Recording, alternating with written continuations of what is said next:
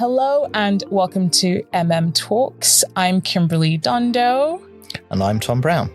And in today's episode, we are joined by Jim Islam and Rowan Whittington. Yes. So thank you both for joining us today. But I think before we get started in the full meat of this conversation, could you give us a bit of background into yourselves? Jim, starting. Thank you, Kim. And hello, everyone. So I'm Jim Islam. I'm the CEO of the financial mutual OneFamily. OneFamily is an organization that actually is celebrating 50 years this year. We have 1.5 million customers, and all those customers are members of the mutual. So we are a customer-owned organization. Our origin is in children's savings. Mm-hmm. So we are the largest child trust fund provider, which means that every 1 out of 4 18-year-old since 2020 is our customer. Wow. But we also do life insurance under the Beagle Street brand. And we also have investment products such as lifetime ISAs and junior ISAs and ISAs. Okay, great. And Rowan. Hi, thank you for having me. I'm Rowan Whittington. I am Director of Product for Dynamic Planner, which is a advice tech platform working with more than 5,000 advisors through the UK. We work with more than 2 million customers over the years on kind of risk profiling, cash flows, all of your classic advice tools. But we also provide an engagement platform for end clients. And we work really closely with asset managers to make sure that our systems are built on a really intelligent and sensible asset framework. Mm-hmm. So Dynamic Planner's been going for more than 20 years. And I joined just shy of a year ago as Director of Product to focus on making sure that our systems and controls grow with the ever-changing environment that we have in the regulation and in the market, and that our tech keeps up with what people need from us. And advisors are knocking on our door asking us for more and more, and we're very pleased to provide it. Okay, fantastic. So this conversation, which will be all around diversity and inclusion, such an easy topic to talk about, honestly, was inspired by a weekend essay that I'd written about a couple months ago, which was also inspired by the DEI initiatives in the US being scrapped, essentially. And I just wanted to kind of delve into how that might affect the diversity and inclusion initiatives in the UK, because quite a few companies in the UK have their parent companies based in the US, and whether that might have an effect. So I guess to start off this conversation, I wanted to ask you both what your thoughts are. Since the US has walked back its DEI initiatives, have you noticed a shift in perspective in the UK market at all? I think so. I read your essay. I thought it was brilliant. Oh, thank you. Obviously, we're all in the room for a reason. We care about diversity and inclusion. Mm-hmm. I really resonated with the idea that there were some people who went, oh, great, I don't have to do this anymore. Mm. And those people were already doing their initiatives as a tick box exercise. They were the wrong people for us to be asking to do that, because they didn't want to do it in the first place. But I've actually had some really positive conversations, not only at Dynamic Planner, but with some of our partners and with some of our asset managers about their almost doubling down on their initiatives and saying, no, this is actually important to us. We recognise that this has positive business output. Mm-hmm. We recognise that our staff value this. We recognise that this is important to the sustainability of our ecosystem and our industry, not just for the flowery, it feels nice, but also because there's genuine impact. So I think for those people who've taken the opportunity to opt out, mm-hmm.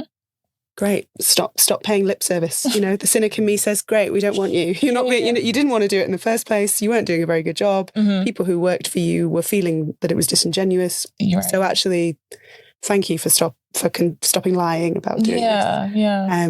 But the ones who've kind of jumped at the opportunity to reiterate that, I think have been even stronger. And I think it's been a bit of a moment for the UK market to assert its own thoughts and its own opinions on D&I. And some new green shoots coming out of it, I think. Okay.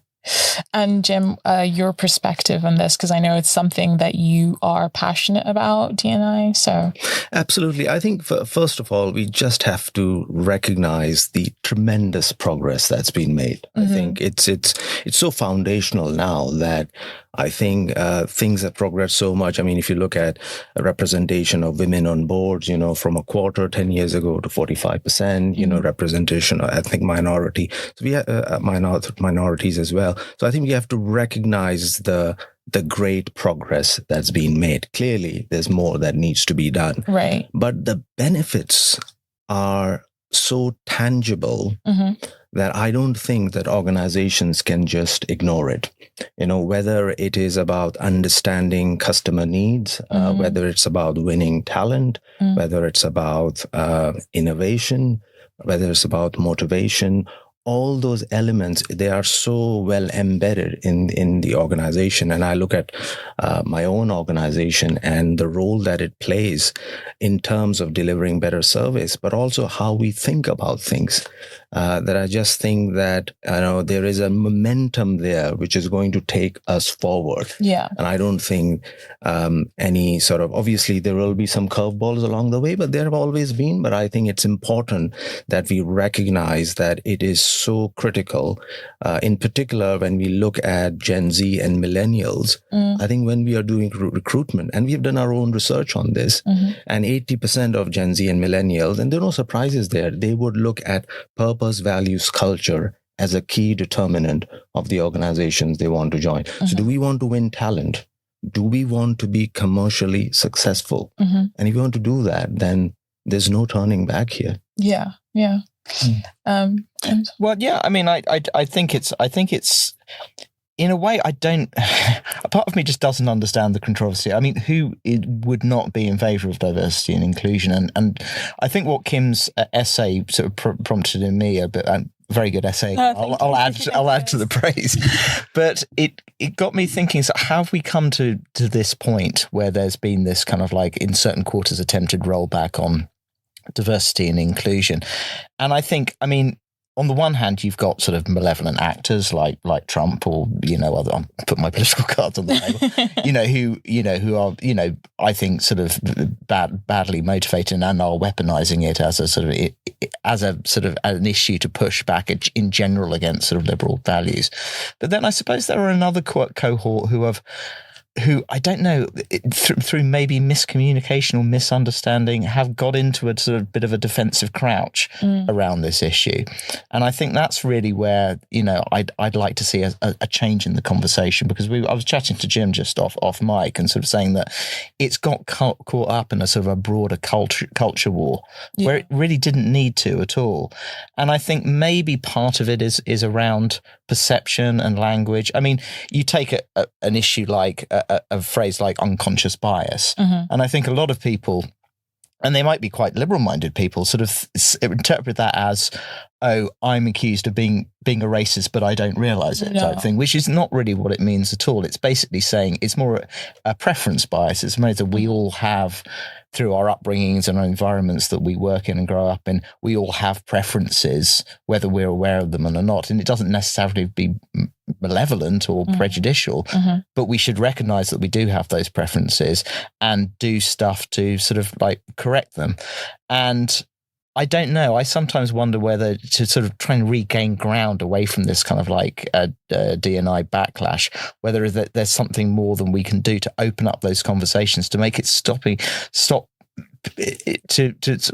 people having that sort of almost allergic reaction against it that you get in some quarters. I don't know how much that resonates with the review. None of us want to inherently recognise a privilege that we might have. Yeah. We all think that someone else has it better than us. So when it's being suggested to you that you might be in the position you're in because of privileges that you haven't acknowledged or you aren't aware of, the natural response is to be defensive, because people want to think, no, I worked hard and I got there. And obviously that's 95% of the time is what happened. But the flip side of that is I get people in my career still who, and very early in my career especially, I had people saying, you're only, the head of that or the lead of that or in this senior leadership group because you're a woman. You couldn't possibly be experienced enough or smart enough or kind of academically gifted enough or data literate enough for you to be able to be in this room in your 20s. You must be a diversity hire. And if my response to them was, well, you couldn't possibly be any of those things. You must be here because you look like everybody else. Yeah. It creates a friction. It and I would never respond like that. But it does create that friction. So I guess if you're, I recognize that I have a lot of privileges. I do have certain traits and things about me that often put me into a kind of marginalized groups. But there are people who have more of those or less of those, and I have to recognize my privilege, and that's really hard. But when you have at least one or two or three things where you can go, yeah, I resonate that has held me back, it is easier. It's easier to have that conversation. So when I was younger, I used to say, you can't be what you can't see. You can't want to become something if you don't know that there are other people doing that. And I flippantly used to think, oh, that's really silly. But actually, if I look back over my career, the people who have really supported me and who have really inspired me have often been people like me. And it's the same in hiring practices. We inadvertently hire people like us because we like them, we get on with them, we relate to them, we think, oh, they think like me, they're like me. And that's not necessarily a bad thing, but in a professional environment, it can lead to rooms full of people who all think the same or rooms full of people who all do the same thing. And I guess all that to say, Tom, I completely agree that people are defensive because they do feel like they're being told, well, you're only here because you're a white man. You couldn't possibly be good at your job because of that. Yeah. And so you naturally go, oh, it's not that. And I do it too. And we all have to be more open to the idea that it's not really about us. It's about the systems around us.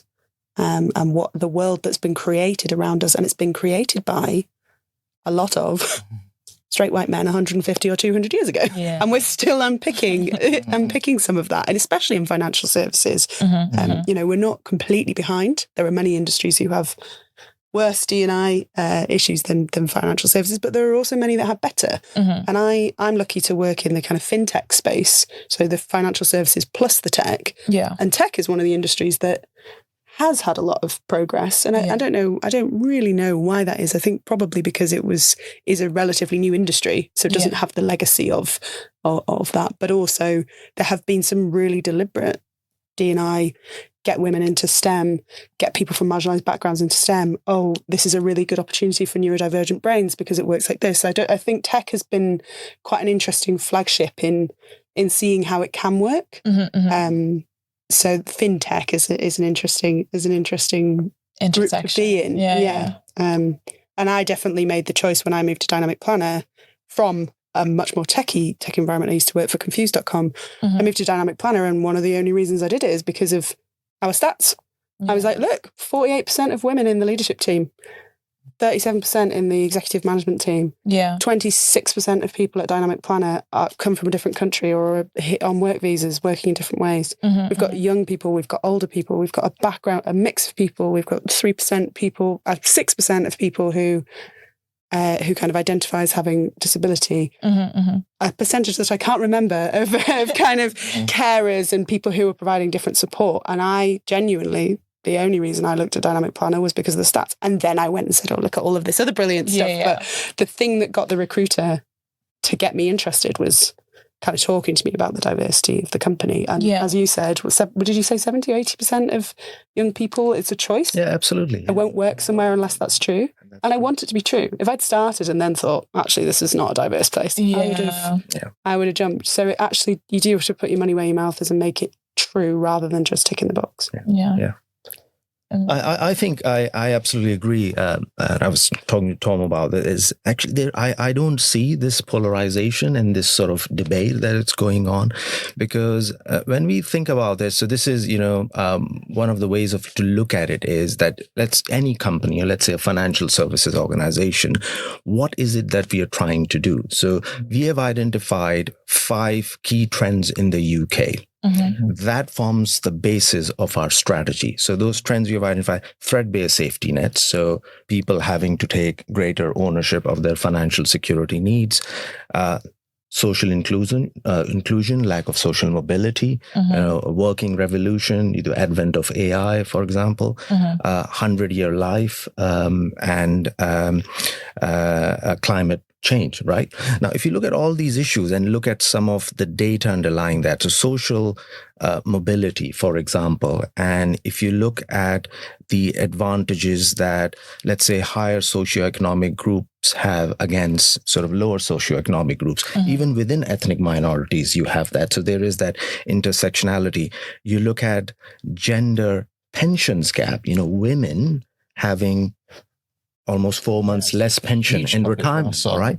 You look at poverty premium, right? £430. What it means is that people with lower socioeconomic groups actually have to pay on average £430 for services that everybody gets at less than that. Now, on all those elements, there is an element of diversity and inclusion, right? And it cuts across a number of areas.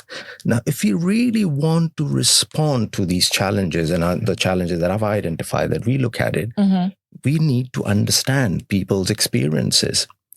And we are only going to get that if we have representation from those sections of the population. And that is the strength of the diverse workforce. I've been involved throughout my career in many, many transformation projects, right?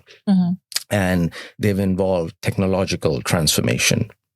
The one lesson that I have learned always is that when it comes to tech transformation, the biggest challenge is not tech.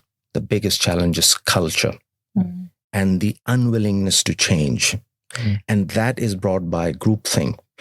People from the same background, who can't see anything different.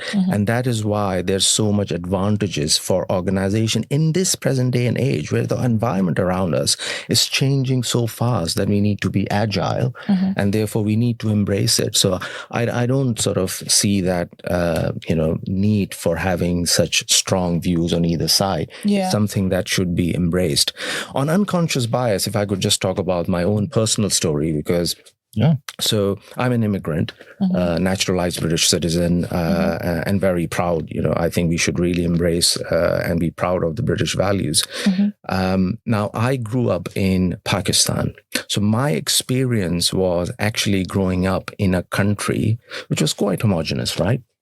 So, I did not have what I would call a minority experience. Right. So when I moved to the UK, and I worked in a number of organizations, and I would say organizations I worked for, I will call them meritocracies. I progressed in those organizations. I did really well. But I found that I would be the only ethnic minority in most meetings, and sometimes on the floor as well.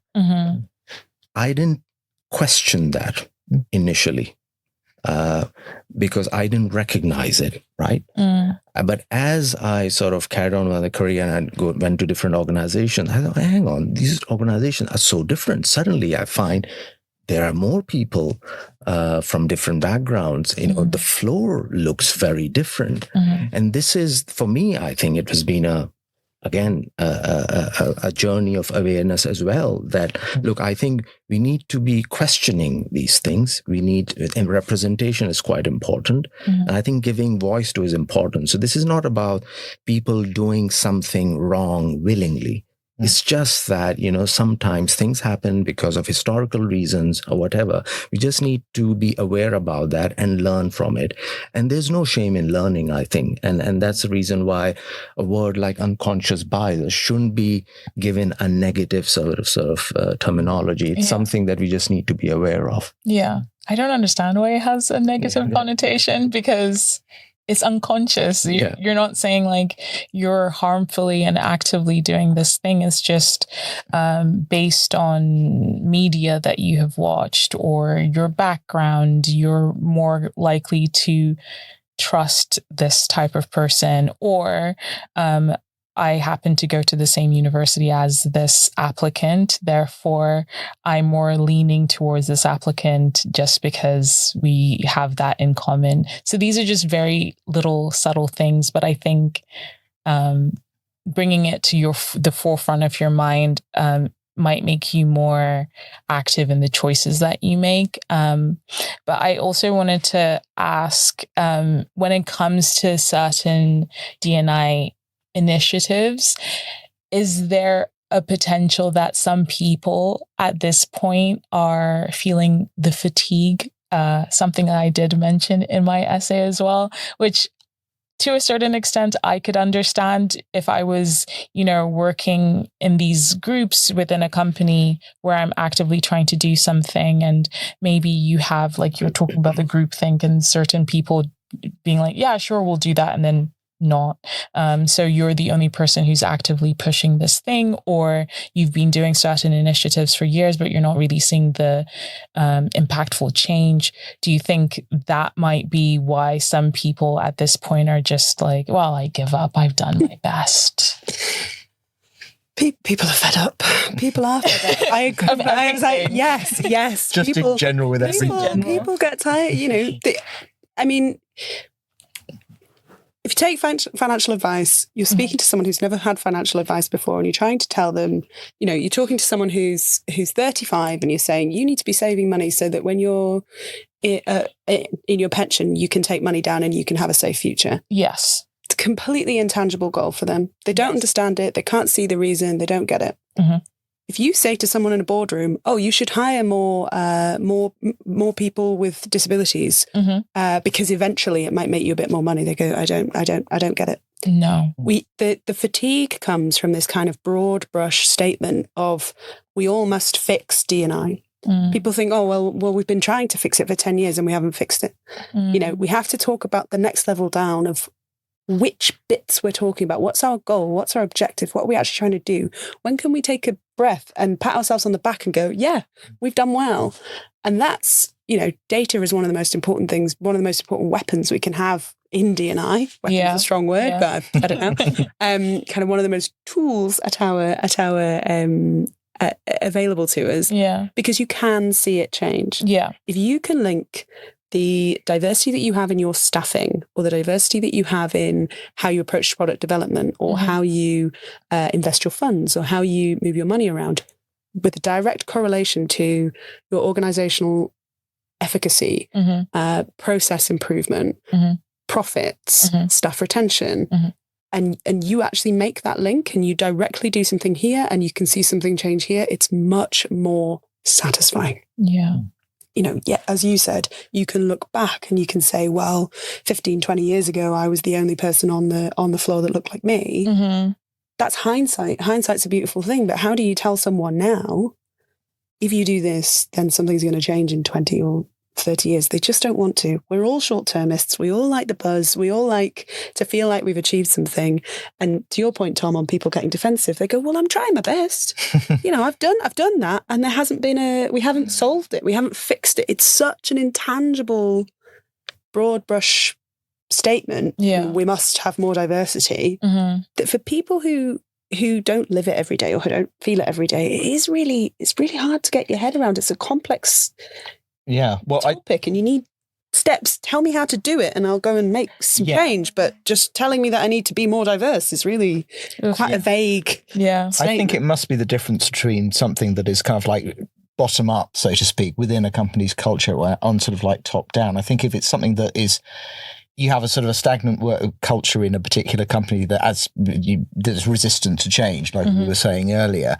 And then you sort of, on top of that, you say, okay, well, the way to do it is the tick box exercise. Okay, here's a PowerPoint on here's our strategy. Here's our strategy. Here's do this module on this, or maybe we'll get a speaker in to talk to you for half an hour or something. And I think that's where you get a kind of like, you get the eye rolls all the time. Yeah. Whereas I kind of think if you if you kind of, and I don't have an easy answer to this, I don't have easy answers to anything, unfortunately, but I suppose in the hiring process, if you are committed to the idea of a diverse and inclusive workforce from the bottom up, and you build teams and cultures with those values embedded, maybe even embedded unconsciously, you just like you know the right type of people that will fit in with this culture you're trying to build, then I suppose there's less need for, I don't know, like pride flags here, or a kind of initiative. Or it's organic. It's organic. It's organic. It's not being pushed onto people, and it's when you,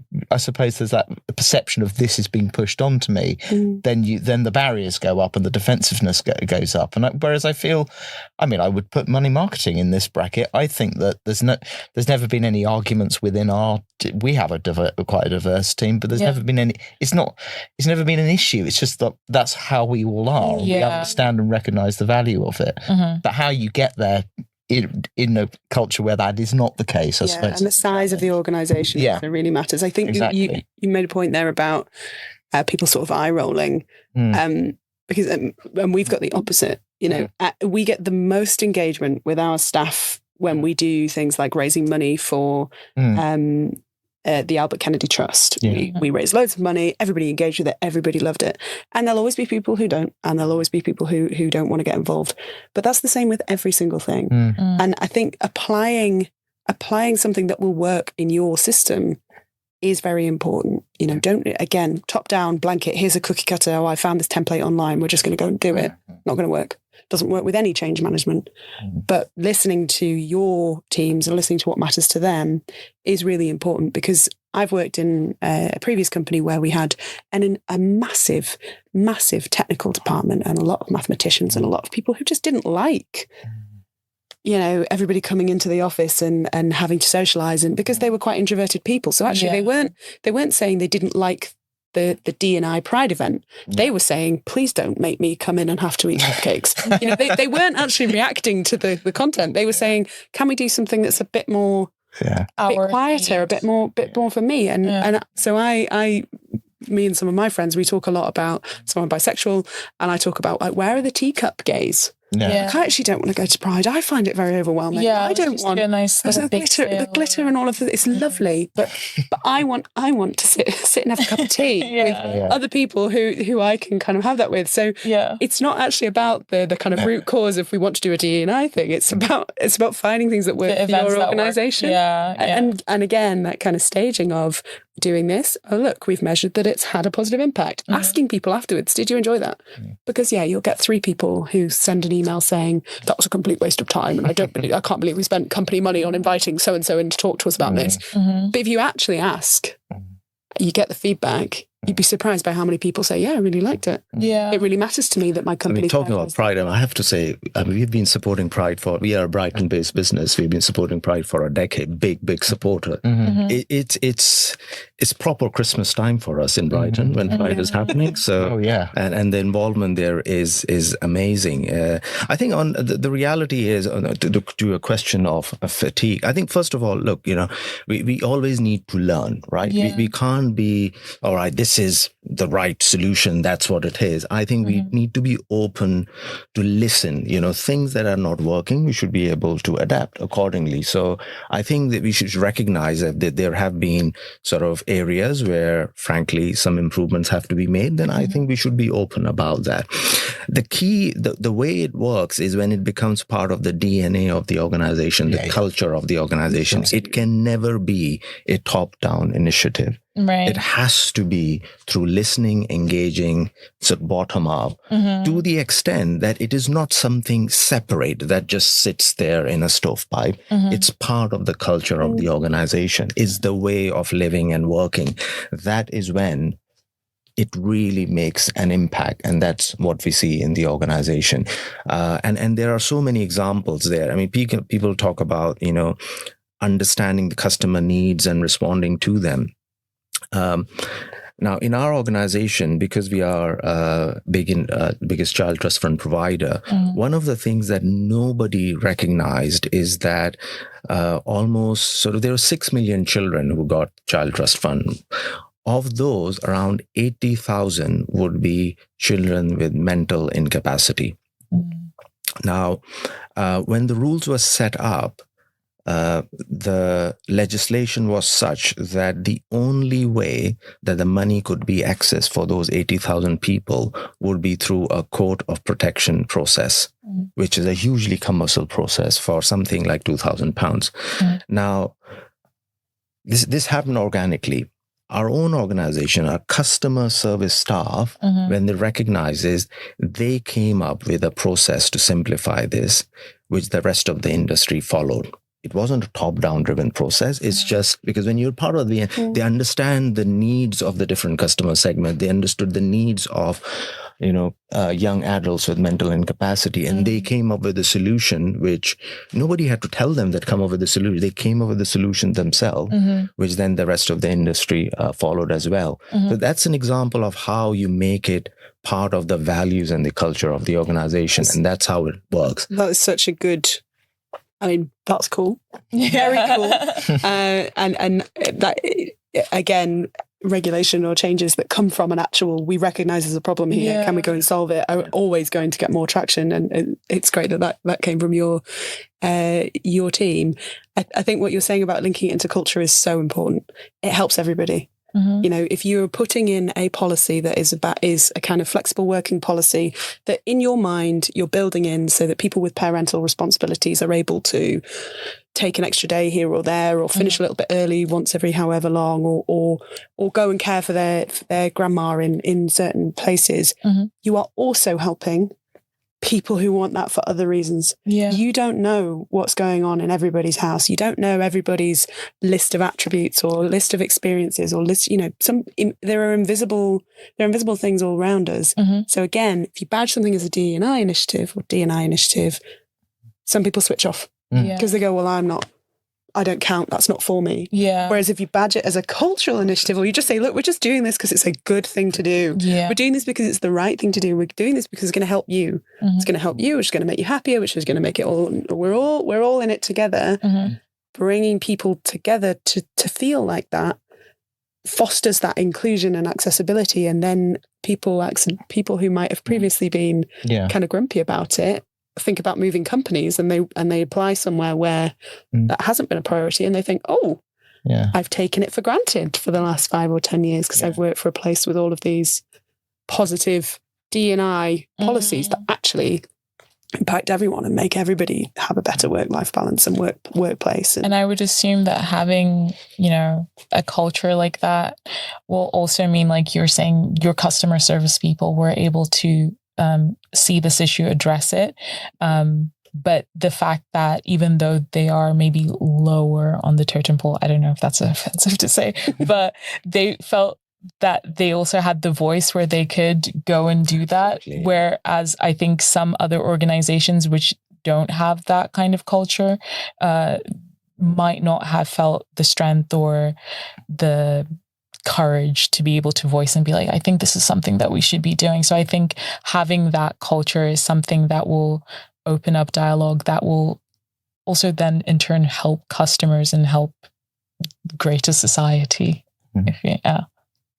So that's a nice. I did say earlier I was talking to Tom and I said that we need to start practicing radical positivity, and that's what I'm trying to do. Radical positivity, but not toxic positivity. Not toxic positivity. Toxic positivity. It's a thing. It's like when you just pretend everything's fine. You're like, no, it's not. That's not. That's okay. like the podcast. Yeah. No, but I'm just trying to be in times of when it's very difficult, still trying to find, the silver lining, I guess. Well, that's about those short, what have we done? What has recently got better? Yes, there's still there's a big old mountain to climb. But if you look back, we've come a long way. And that's why Black History Month, International Women's Day, events that are there to celebrate can feel a bit depressing, a bit fatigued, a bit in times when things are changing. But it's when they're most important. Remember that 50 years ago, women couldn't do this. Remember that 20 years ago, this was still happening. You have to be reminded to keep us. I always say that. I think I said it to my colleague once, Mamadou. We were talking about something and I think he was like, oh, back in the day, it was so much better. And I was like, no, we are historically at the best time in our lives. Like everyone, it's not the best for everyone, but it is much better now than it has been. So I get that some people like to look back and have rose-tinted glasses. But yeah, when you think like 50 years ago, this horrible thing was happening, or this group of people were not allowed to even say they existed or something like that, then yeah, we are definitely moving in the right direction. I just think that maybe we're in a time period where it feels like some people feel that because other groups are being more focused on, they might feel like they're being erased, which is not the truth. But I think it's because I'm in my mid-40s, and even in my own lifetime, you know, I mean, I think I first came to like political consciousness in sort of like the mid-90s.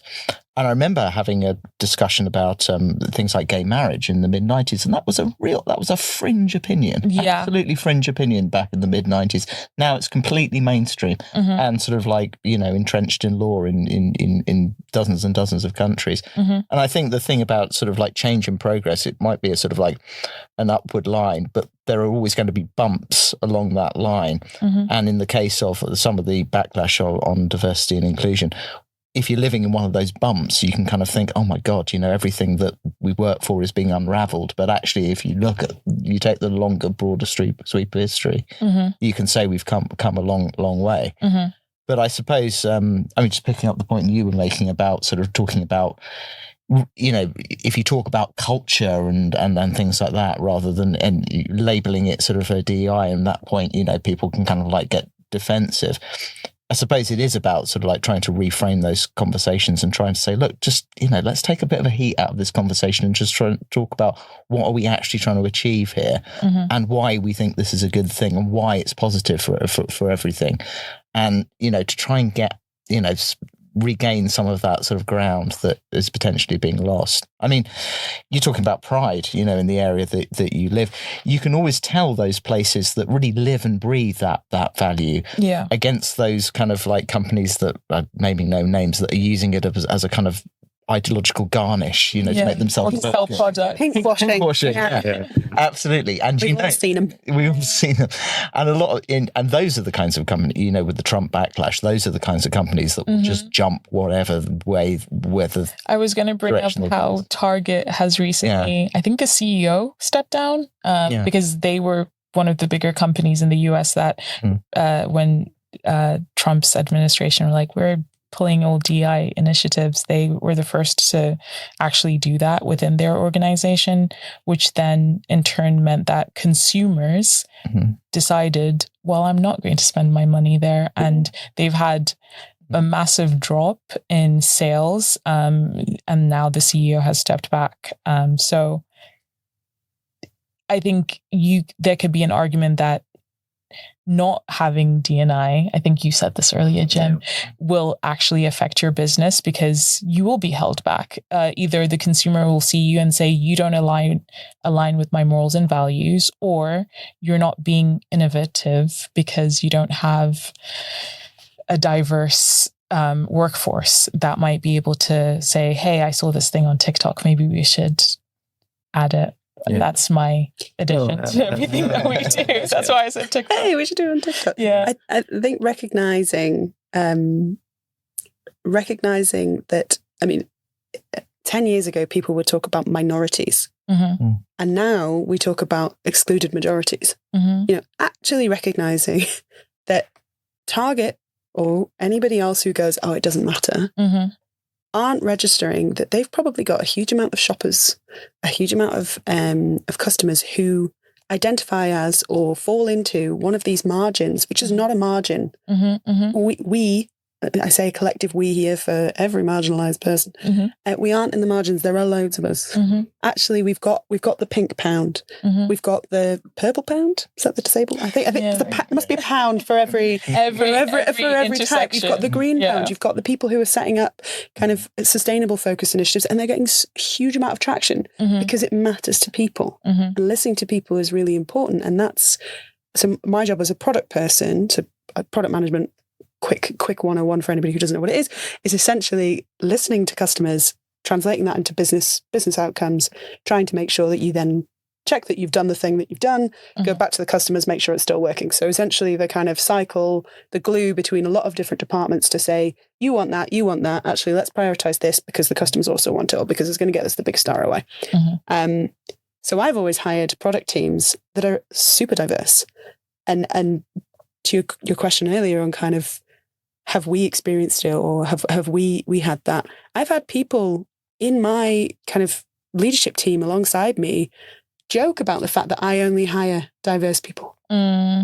It's not on purpose. I'm not actually going out of my way to hire all of these different people. But look, they don't all look the same. This person. Because the consumers of mass market products, don't all look financial advice and or insurance in my previous life, everybody needs it. Everybody needs that. So why would it not make sense for me to have a group of people who all think differently and can come at it from different perspectives? So when we're sat in a room saying, why is this product not working? We have people like your frontline people saying, well, because of this.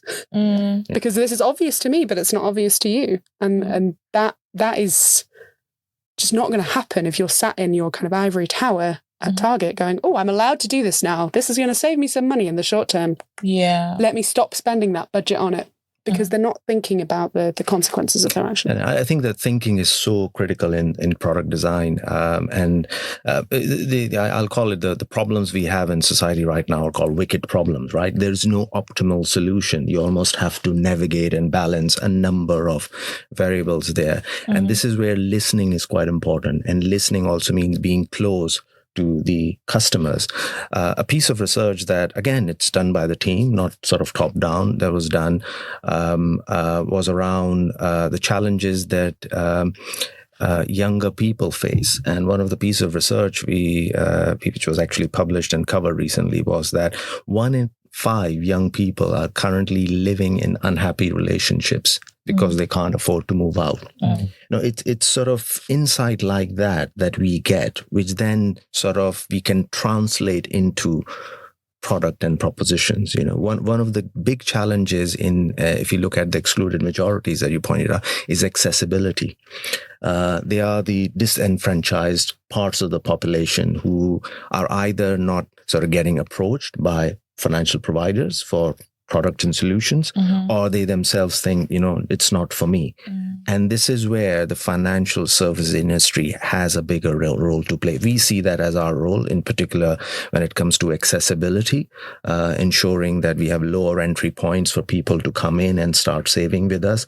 But those outcomes are only possible if our way of thinking is such that we can think like our consumer, we can think like those parts of society. And that happens through that diverse and inclusive workforce. The other thing, it's probably a statement of the obvious.